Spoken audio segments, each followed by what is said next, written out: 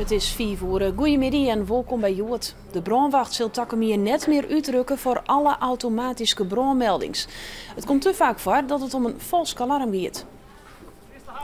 In Friesland komen er alle jaren 1800 automatische brandmeldings bij de meldkamer binnen. Bij 1000 ervan blijkt er achteraf heel niet aan de hand te wezen. Dat is een verantwoordelijkheid van de bedrijven en van de burgers zelf. Dus dat betekent dat de bedrijven zelf maatregelen nemen moeten. En dat in ook vaak, want er is een BHV-organisatie, daar werk je natuurlijk gewoon mensen.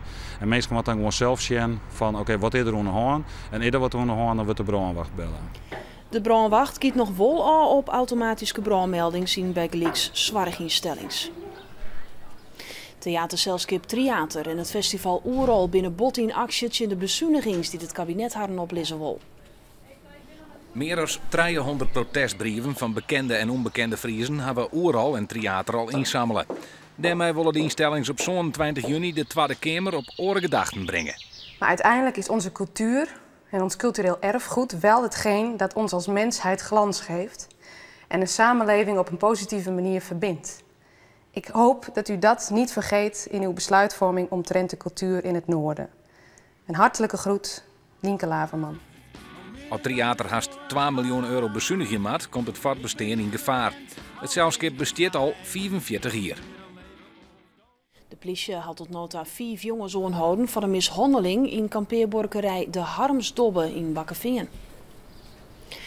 In het Pinksterweekend waren leden van een christelijke jeugdvereniging uit Broek op Lange Dijk in de sliepcel mishandelen met stokken en bierflesjes. Een jontjejerige Bakkeveenster waard voort aanhouden om die verwoenen rekken. De politie denkt tussen de 8 en de 10 meisken aan te houden. De veerboot van en naar Skiermoes-Eeg vaart van december al om de 3 oren. Nou is dat nog om de 2 oren. Dat had rederij Wagenborg besletten na een positief advies van de gemeente van het eiland. Maar de nieuwe regeling wil de rederij ondernemers en toeristen te meer te komen. Voor eens binnen net zo blied, maar de regeling. Het kan in de toekomst een terugbraak wezen in de landbouw. Een nijteeltsysteem van het Ljouwerter bedrijf Living Foods. Daarbij wordt kweekt zonder groen, maar op een laagje wetter. In de kostbijt van Haal Larenstein in Ljouwert ziet een proefopstelling van het nijteeltsysteem. Doe eerst maar een in vitro plantje, dat is een heel skien plantje uit een laboratorium. Die plantje we in een goot en dan zorg je ervoor dat die geoptimaliseerd wordt qua wetter, qua zuurstof en qua voeding. Maar zorg je gewoon heel goed voor het plantje. Het hydrosysteem is een idee uit Australië en hier terug ontwikkelen. Van de morgen waren de eerste rappeltjes gepresenteerd. De teler denkt dat de benaming in Zuid-Amerika vraag is naar het systeem.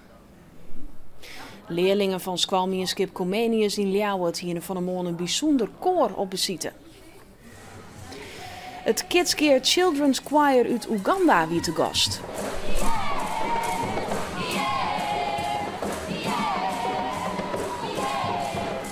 De waard vanzelf zong, maar de leerlingen kregen ook workshops in zang, doens en djembe. De Oegandese weesband willen mij hebben zitten bekendheid aan aan het project Up for Us.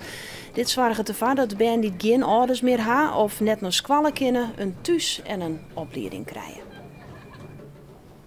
In Toppenhuizen vaart vanmorgen een zaniemde milieuboot, maar daar hebben cliënten van zorginstelling Philadelphia die het allerhande smarges uit het wetter heljen.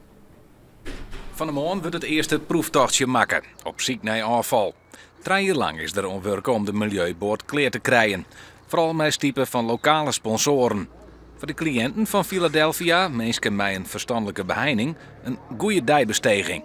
We proberen wel eens even wat meer naar buiten te gaan, maar dat kan om de werkzaamheden net altijd. En dit is een lekkere buitenactiviteit, je zult de wereld werken van een hele andere kant. Ja, het is gewoon een extra dimensie aan het leven van uw cliënten, denk ik. Morgen zal de milieuboot van Philadelphia officieel doopt worden.